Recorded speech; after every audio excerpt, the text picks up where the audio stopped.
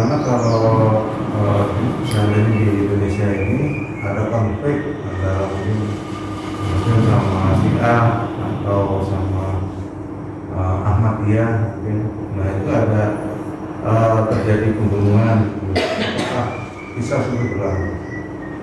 Kisah Secara Islam maksudnya.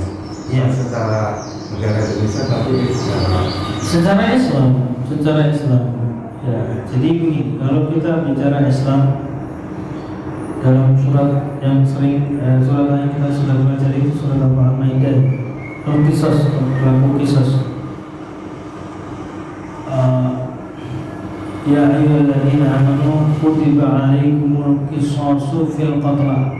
Yang beriman diwajibkan atas kalian kisos dalam membunuh. Itu ada dalam Quran. Jadi kisos ini berlaku bagi pembunuh Muslim dan yang dibunuh seorang Muslim. Di situ tidak dijelaskan Muslim seperti apa, Muslim yang gimana itu tidak dijelaskan. Jadi kalau dia itu mengucapkan la ilaha illallah maka dia Muslim. Nah sekarang saya tanya, orang Syiah itu Muslim enggak? Yang bertanya.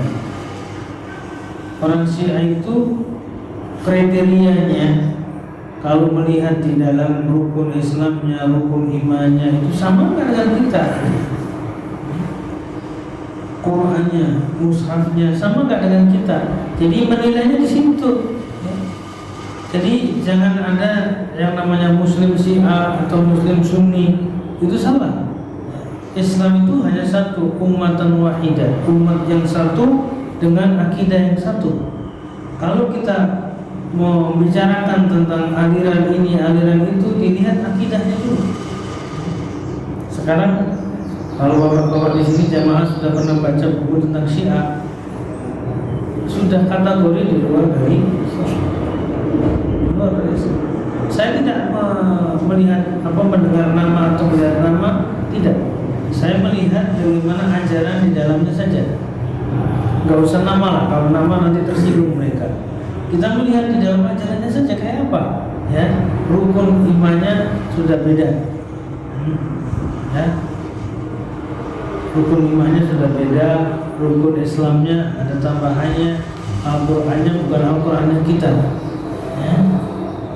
Al-Qur'annya itu adalah Quran apa? Ada mushaf namanya Al-Kafi Ibadah. Kitabnya hadis Bukhari tidak ada, Muslim tidak ada seperti kita. Dan ini sudah menjadi kuncinya, Pak. Kuncinya ketika kita berbicara tentang aliran yang sesat. Makanya saya mengatakan enakan kita mengatakan aliran sesat saja. Aliran yang luar dari Islam, ya, yang mengkafirkan para sahabat Rasulullah SAW. Ini jelas kan? Mau kurang apa lagi? Ya, mereka masih mengatakan tidak, ya. Buktinya benci sekali sama Aisyah istri Rasulullah itu. Alhamdulillah kalau mereka sampai menuduh yang macam-macam terhadap Aisyah istri Rasulullah. Nah ini semua adalah bukti bakteri kalau ada kejelasan, ya, bahwa dia adalah keluar dari syariat. Maka ketika terjadi sesuatu, maka kita hukumi dengan hukum di luar kisos yang ada. Yaitu kisos berlaku orang Muslim sama orang Muslim. Kalau seperti kafir dengan orang Muslim, kafir kisos yang tidak berlaku karena dia kafir. Cuman saya tidak mengatakan kafir itu dengan mudah, harus dicek dulu ini orang mana, orang apa, bagaimana alirannya, gimana itu harus tahu. Maka saya mengatakan orang Syiah itu seperti yang sekarang ada di Indonesia dan di luar Indonesia, yaitu Islam sendiri. Mungkin Bapak punya buku tentang MUI menulis tentang Syiah di zaman fatwanya. Dan orang Syiah ini sama sekalian di Saudi itu sudah dihabisi itu. Jadi Syiah sekarang ada di Yaman. Yaman ini kan Bapak kalau dengar berita Yaman ini perang antara siapa? Antara Syiah dengan Sunni. Jadi Syiah itu di India, di backing Iran. Kalau yang Sunni di backing Saudi. Terus nggak bisa berhenti itu. Nah sekarang masih berlangsung dengan peperangan antara Syiah dan Sunni. Nah ini kan perang jelas antara Syiah dengan Sunni. Dan saya mengharapkan bahwa di sini ya hati-hati mensikapi suatu aliran atau suatu kelompok, harus tanya dulu apakah dia orang Muslim apa enggak, dan ini harus jelas supaya kita tidak gegabah menilai dan menghakimi orang-orang yang seperti itu. Jadi kalau ditanya Pak Tri, bagaimana hukumnya? Ya hukumnya adalah tidak berlaku qisas kalau dia keluar dari Islam alias murtad. Dan Syiah itu apa? Syiah itu bukan agama. Syiah itu kepercayaan dia, yakini bahwa ada namanya imam. Yang fatal itu kan bahwa Rasulullah itu malaikat Jibril itu salah, keliru memberikan wahyu kepada Nabi Muhammad. Yang benar itu kepada Ali. Itu fatal saja. Jadi sekarang itu kalau dia sholawat itu ya Ali itu selalu mendampingi di sini. Tidak ada khalifah yang Abu Bakar, Umar, Utsman itu enggak ada. Hanya Ali saja yang diakui. Dan ini kan jelas. Dan semua ini sudah Bapak dengar dari berita maupun buku-buku yang ada. Saya kira itu. Ada lagi? Pak Hari kaitannya dengan Pak Sis. Kaitannya dengan kisos Ustaz. Sekarang udah nggak masuk. Namun kalau saya katanya tugas yang melakukan kisos itu ini apa ya? Ya, di situ Tugasnya. ada al-Qujur. Al-Qujurnya ya. Al-Qujur ini ditunjuk oleh pemerintah, oleh wali pemimpin. Jadi al-Qujur ini masuk syarat dalam qisas, harus ada al-Qujur. Harus tahu caranya bagaimana bisa mematikan sekaligus penggalan itu. Nggak boleh berulang-ulang, nggak boleh 2 kali, sekali langsung putus. Dan ini al-Qujur, makanya al-Qujur itu kan harus tahu syarat-syaratnya, terus bagaimana dia harus memiliki kekuatan ketika menghadapi orang yang dikisos itu. Nah ini berlaku kasus siapa yang muncul pemerintah Waliullah. Apakah dia ini dosa? Enggak, dia kan pelaksana tanfir, ya. Tanfirul qisas, yang melaksanakan qisas. Manusiawi tidak manusiawi, ya itu adalah hukum. Kalau di Indonesia kan enggak. Nah ketika kita berbicara qisas ini, jangan sampai ada yang mengatakan ini adalah tidak Islam, itu kafir.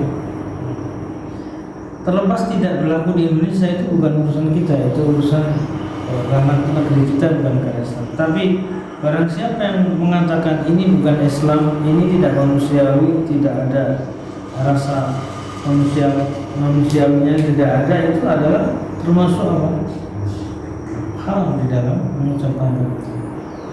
Nah, siapa al-Qujur itu? Ya, al-Qujur adalah orang yang ditunjuk pemerintah untuk bagian memenggal kepala itu. Kalau sekarang nggak ada al-Qujur, adanya sniper. Sniper itu eksekusi. Iya. Sebenarnya sama nggak dengan yang seperti di Arab Saudi pakai pedang yang panjang itu? Ya. Ya sekarang tidak sama lah. Kita kan qisas itu apa ya, mengalirkan darah ya, dengan cara seperti kepalanya ini. Kepalanya Pak, kepala. Kalau itu kan dadanya. Nggak begitu caranya. Harus pakai qisas itu dengan apa? Dada. Penggal. Nah kalau di Indonesia kan eksekusi mati itu kan tidak hanya orang yang membunuh kan, ada yang narkoba dieksekusi mati. Nah ini tidak ada, ya. Tidak ada dalam Islam kaitannya dengan itu. Meskipun ada eksekusi mati, tapi eksekusi yang ada di Arab Saudi yang sekarang ini ya pakai itu. Meskipun Saudi canggih, kalau tembak ahli tembaknya jago-jago, tapi tidak menggunakan itu karena memang dalam syariat tidak begitu caranya. yang ada yang pakai itu. Jadi kalau bahasa saya itu leher dengan leher gitu. Ya, penggalannya leher. Kalau membunuh, ya itu intinya yang penting adalah bagaimana uratnya itu putus. Bagaimana bapak ketika nyembelih kambing, nyembelih hewan, lehernya. Meskipun ada orang yang mati mungkin karena nggak lehernya atau mungkin karena perutnya di, tapi nggak langsung mati. Ya, mungkin beberapa kemudian baru mati. Tapi kalau sudah leher, mati dia. Ya, maka harus dibalas dengan seperti itu. Dan berlaku seperti itu basis. Maka di Indonesia nggak ada kisah yang seperti itu. Kalau tempur ada seandainya ada, maka dengan alat yang lain tembak itu. Nah ini yang Kalau di hadis ini kan saling membunuh. apa? Saling membunuh beroleh kisah. Kalau mematikan narkoba termasuk nggak dalam kisah ini? Nggak ada. Jadi narkoba itu karena beratnya efek yang ditimbulkan dari narkoba untuk generasi muda, saking beratnya mungkin, saking bahayanya mungkin pemerintah mengambil inisiatif begitu. Ya. Tapi apakah dalam Islam itu ada seperti itu? Enggak. Islam kisos itu hanya berlaku untuk yang menghilangkan nyawa, langsung saling membunuh, saling. Berarti sniper itu termasuk dosa nggak? Kalau saya mengatakan dosanya ya dosa dalam arti apa? Itu kan bagian dari hukuman ya. Di Indonesia ini ada undang-undang yang berlaku untuk menghukumi para kriminal. Dan itu kan bahasa saya adalah undang-undang yang dibuat oleh anggota parlemen atau di parlemen itu. Dan itu ya kalau misalkan kriminal balasannya harus begitu ya itu kan bukan hukum Islam. Itu hukum namanya hukum manusia. Hukum manusia ada salah, ada benar maksudnya. Tidak ada hukum manusia itu benar. Semua tidak ada. Ada yang benar, ada yang salah. Nah, ketika kita mengatakan apakah itu benar, ya nggak benar, ya. Karena nggak seberat itu barangkali kalau dalam Islam. Ya. Yang kalau minum khamr itu diapain? Dijilid, ya. Dicambuk 150 kali. Jadi zina, ya zina ini yang parah, dirajam itu. Nah, sekarang beda, orang di Indonesia ini zina itu nggak ada apa-apanya, ya. Justru ditinggal, dibiarkan. Padahal itu bahayanya lebih banyak daripada yang lain. Nah ini yang saya mengatakan tidak benar atau benar. Kalau undang-undang manusia pasti seperti itu. Tidak ada yang namanya murni mutlak kebenarannya. Di penjara itu juga nggak membuat orang jerah sebenarnya kan.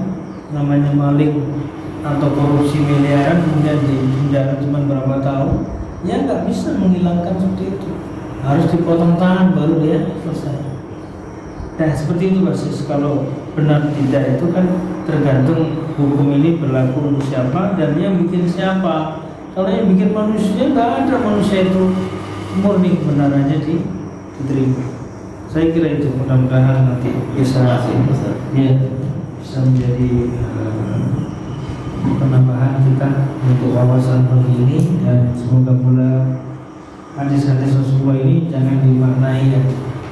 Kayaknya memaknai dengan keresan. Ya, kalau memaknai hadis sesuai dengan apa yang ada, kayaknya keresan. Nggak ada korelasinya dengan zaman gitu. Apa hubungannya dengan masalah sahabat dulu? Ya sekarang kita kaitkan sendiri fenomena sekarang ini kayak. Wallahu a'lam bishawab. Kita akhiri dengan doa kafaratul majlis.